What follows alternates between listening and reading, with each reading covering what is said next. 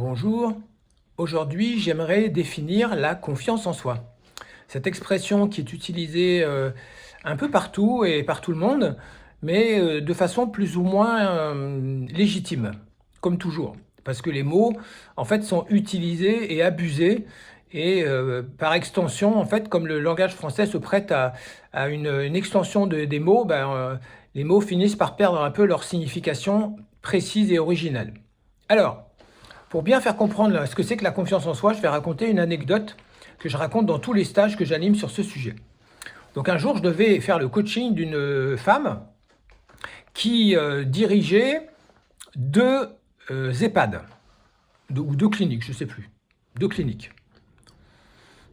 Et alors, au départ, je devais intervenir sur l'aider à gérer sa colère, puisqu'elle était réputée colérique et elle a envoyé balader un ordinateur par la fenêtre et elle est terrorisée en fait son personnel, bien qu'elle ait d'excellents résultats, puisqu'elle a redressé deux cliniques toute seule.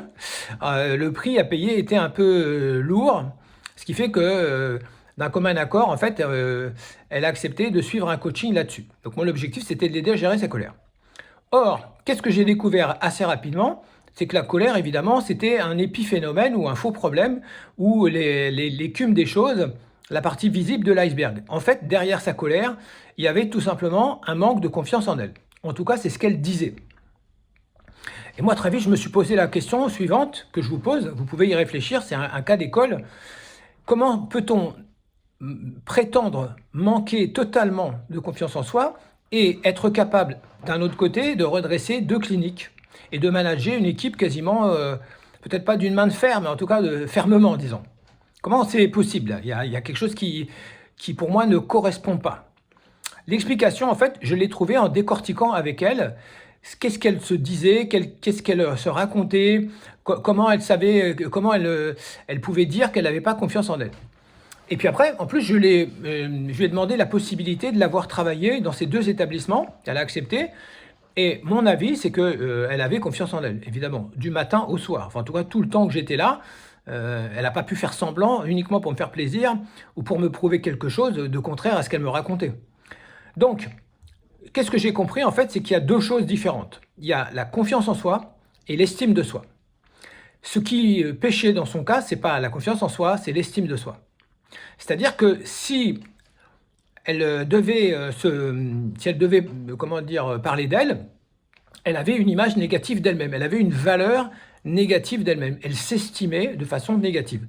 Ça, c'est l'estime de soi. Combien je vaux en général et en particulier. J'allais dire que d'ailleurs, l'estime de soi, c'est presque jamais du général, c'est presque toujours du particulier, parce qu'on peut difficilement estimer quelqu'un en général. Sur quelle échelle? Comment on peut comparer les êtres humains entre eux?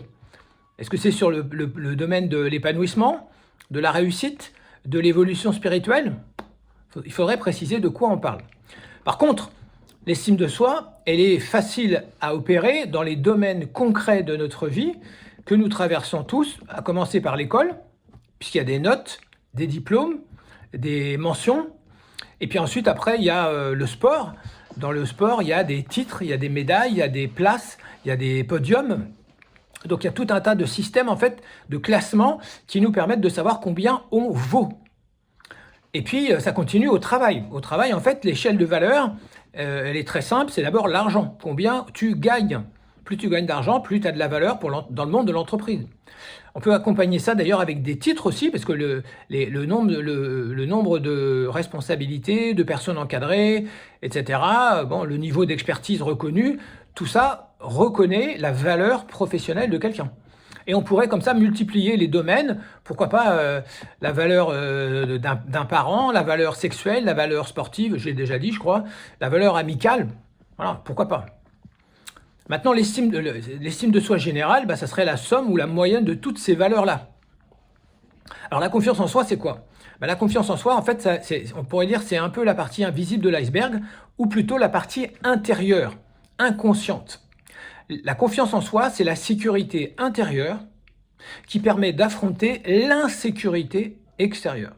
Autrement dit, comme je me sens en sécurité à l'intérieur de moi, je peux prendre des risques.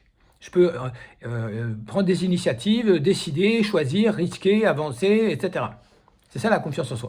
Donc la confiance en soi se mesure essentiellement dans la capacité d'agir, de décider et surtout de passer à l'acte. Plus on agit vite, plus on passe à l'acte rapidement, plus on a confiance en soi. Et plus c'est dans un grand nombre de domaines, plus la confiance en soi est étendue. Voilà. Donc mon avis, c'est que l'estime de soi, c'est avant de passer à l'attaque, c'est est-ce que je vais y arriver et est-ce que je suis capable de le faire? Ça, c'est une réflexion intellectuelle par rapport à la valeur que je me donne, qui vient de la valeur que les autres m'ont donnée. Et la confiance en soi, c'est une fois que je suis parti, est-ce que j'ai suffisamment d'énergie, de sécurité intérieure pour continuer, pour avancer, etc. Voilà. Maintenant, vous savez tout.